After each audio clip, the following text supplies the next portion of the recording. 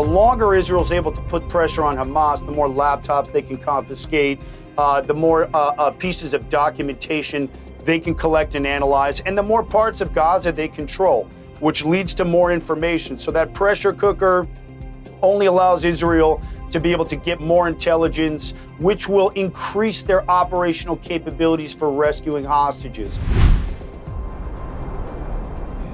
Welcome to Stakelbeck Tonight. I'm Erick Stakelbeck, and it was a joyous weekend in Israel as 4 hostages were freed from Hamas captivity in a daring rescue operation. The raid on Saturday morning saw IDF special forces extract the hostages from the Nuseirat neighborhood in central Gaza. Noa Argamani, Almog Meir Jan, Andrey Kozlov, and Shlomi Ziv had been in Hamas's clutches for 245 days, ever since they were kidnapped from the Nova Music Festival during the October 7th massacre. Now, an Israeli Special Forces veteran will join us shortly to break down how it all unfolded. But first, here are some key details. One Israeli counterterrorism operator was killed in the raid, which saw Israeli forces come under intense fire from Hamas and local civilians. In fact, the hostages were being held by civilians in 2 separate civilian homes. With conditions like that in the middle of a war, sadly, you can expect some civilian casualties. Yet the mainstream media has been largely focused on the collateral damage from the raid rather than the rescued hostages. And once again, they swallow Hamas's inflated casualty numbers and run with them. The underlying message has been the same ever since Israel began striking back at Hamas after the October 7th massacre. How dare you Israelis defend yourselves? Thankfully, Israel has ignored the noise and the lies and has continued its efforts to crush Hamas. But there are still 116 hostages held in Gaza, including 5 U.S. citizens. And folks, we need to pray for them and for more miraculous hostage rescues. We also need to pray for the 4 who were freed this weekend, who went through horrific trauma for 8 months and will now look to rebuild their lives. Meanwhile, at the same time Israelis were celebrating the hostages returning home, protesters outside the White House were calling for more dead Jews. The pro-Hamas, pro-Hezbollah rally drew thousands on Saturday, and here's a taste of what they were saying, again, just yards from the White House. And Hassan, make us proud. Kill another soldier now. Kill another soldier now. Hezbollah, Hezbollah, Hezbollah.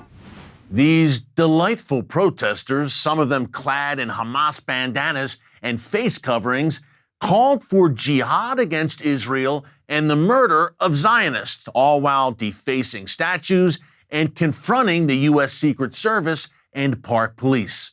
The White House called the demonstrations repugnant, and rightly so. Folks, it was anarchy in the streets, with terrorist sympathizers openly calling for murder in our nation's capital. Hey, we've told you that what happens in the Middle East does not stay in the Middle East. That's why I believe it's so important for Israel to finish the job in Gaza and send a message to the growing legions of anti-Semites that the people of Israel live, and they aren't going anywhere.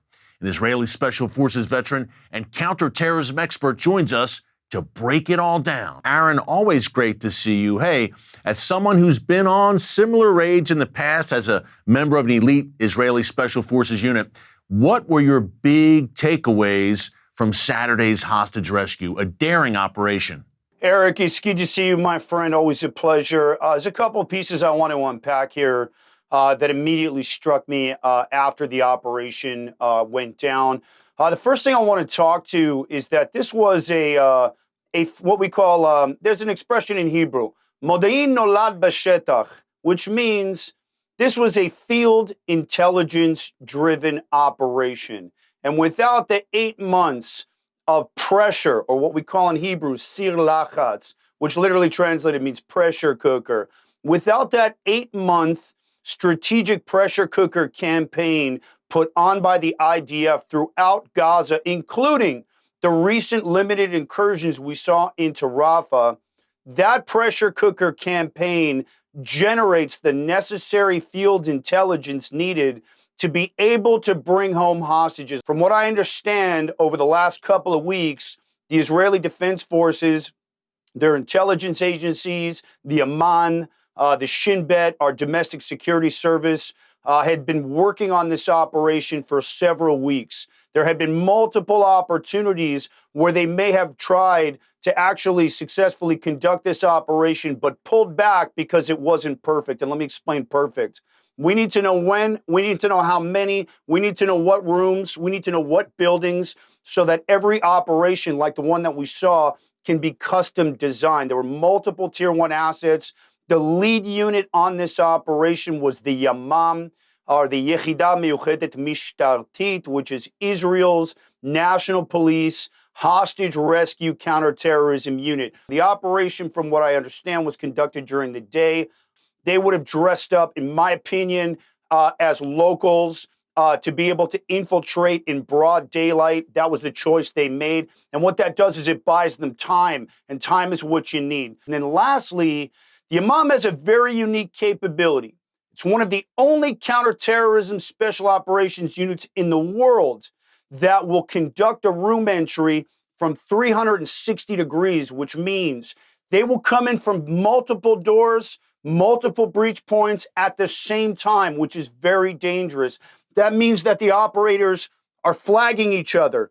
They're within the other operator's line of sight. It's incredibly dangerous, takes thousands of hours to train on. But the reason why it's critical for hostage rescue is because the terrorists can only point their gun in one direction at a time. And if there's multiple commandos coming in from multiple breach points, it overwhelms them. So the training, again, has to be extremely high. The Imam does this professionally for a living, thousands of rounds a week. And what you saw here was the culmination of that vision, which started in the mid-'70s, and the reason why Noa Argamani and those hostages are home. You know, Aaron, it's been very interesting. The mainstream media seems a lot more concerned with civilian casualties in this operation than they do the rescued hostages. Give us a sense of the unique challenges the IDF and Special Forces operators are facing in Gaza right now, where civilians, in many cases, are aiding and abetting Hamas's terror campaign. It's a good question, Eric. And from what I understand and what we're hearing, there have been multiple civilians who have been complicit in these kidnapping operations, loyal to Hamas. Those hostages being held by armed Palestinians doesn't change the operational aspect. It doesn't matter whether you're a former Hamas member.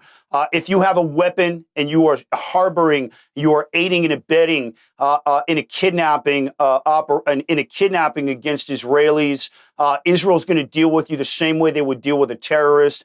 From what I understand, there may have been several Palestinians who have worked for various news agencies in the Middle East. Particularly Al Jazeera, who happens to be owned by the government of Qatar. And that information is starting to come out now. But Eric, Israel got it done. And let me say this, and I've said it before, Israel didn't invent hostage rescue, but they certainly perfected it. What you saw here was what Israelis do at their best. And when they're under pressure and it comes to rescuing their people, they will stop at no length to get them back. So whether Hamas wants to give back our people in a deal, or we have to physically go and get them, either way they're coming home, and you're going to see more of these and more of these magic acts pulled off. So stand by. There's going to be more of these operations happening, in my opinion. Do you see the events of Saturday as perhaps a watershed moment for the IDF? Was it a breakthrough in terms of intelligence? Could we see more operations like this coming? And what role did the United States play in sharing intelligence with Israel in this operation? Well, Eric, there's no doubt that this was a monster breakthrough. And the reason why there was a breakthrough is because Israel's had 8 months on the ground. Again, this goes back to rolling intelligence. The longer Israel's able to put pressure on Hamas, the more laptops they can confiscate, the more pieces of documentation they can collect and analyze, and the more parts of Gaza they control, which leads to more information. So that pressure cooker only allows Israel to be able to get more intelligence, which will increase their operational capabilities for rescuing hostages. To your Biden question, the Israeli Special Operations and Intelligence community has always had a very strong relationship with the United States. We value that relationship with the United States. We value our partnerships with Delta Force, Israel's Tier 1 unit, with DevGru, Israel's Tier 1 Navy SEAL unit, as well as other intelligence apparatuses. We share information regularly as it pertains to the global war on terror.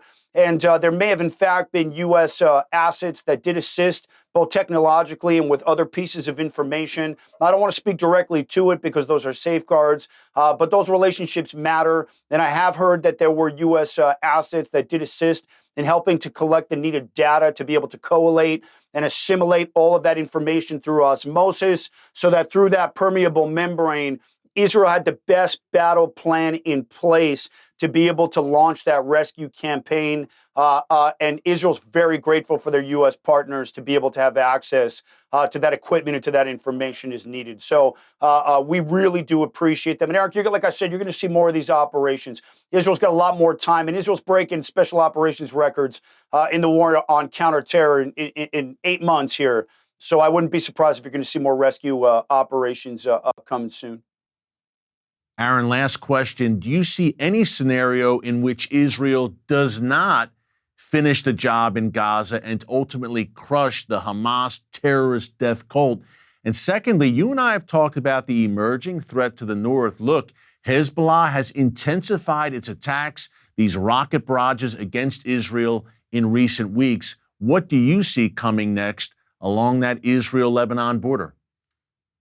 Yeah, so all important questions, Eric. I think that this rescue operation has just shown how critical it is for Israel to finish the job, as you put it, in Gaza. Again, without that pressure, there is no actionable intelligence for Israel to get their hostages back. So regardless of the Biden administration pressure being put on Israel to come out with some type of ceasefire deal. Look, there's a lot of heat on Prime Minister Netanyahu, but what do you expect from the guy? The guy's doing the best he can. He's a Matkal warrior. His brother is a national treasure in Israel. And I believe that he's under the same type of scrutiny that Golda Meir was under in the 70s during the Yom Kippur War.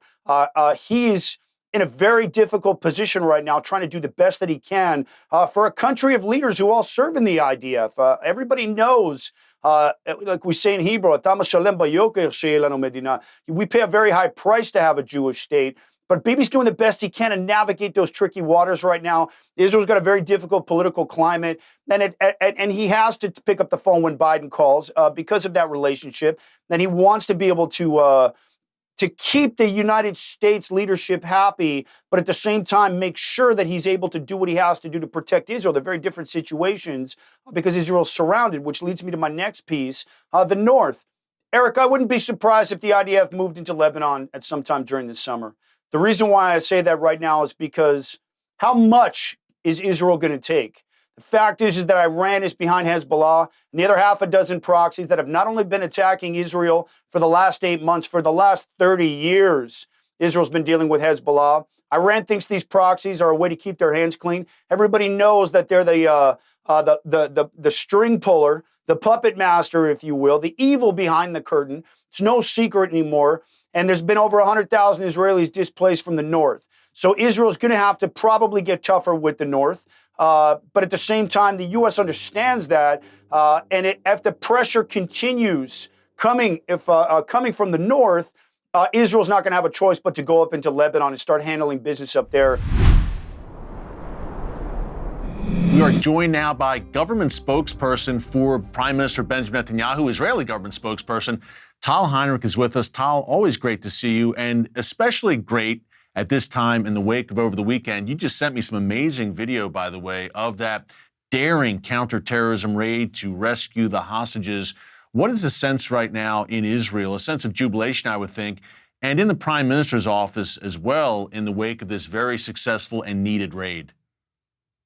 You're right, Eric, 100%. As a nation, we didn't have many moments of this kind since October 7th in which we could really rejoice, some sigh of relief momentarily, though.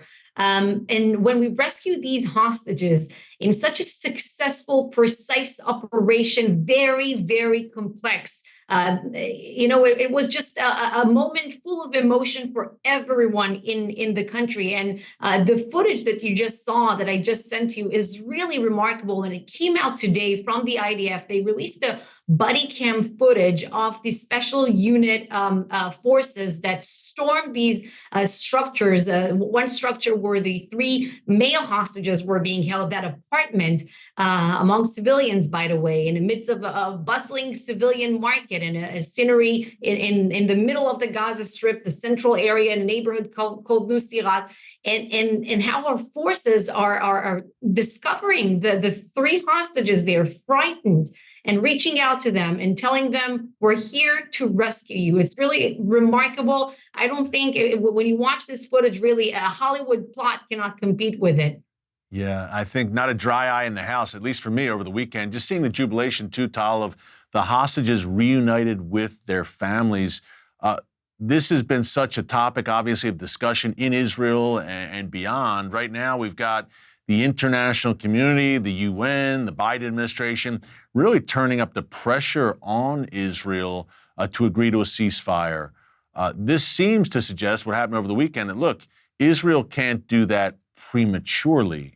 Can we expect more actions like we saw over the weekend before a ceasefire is put into place?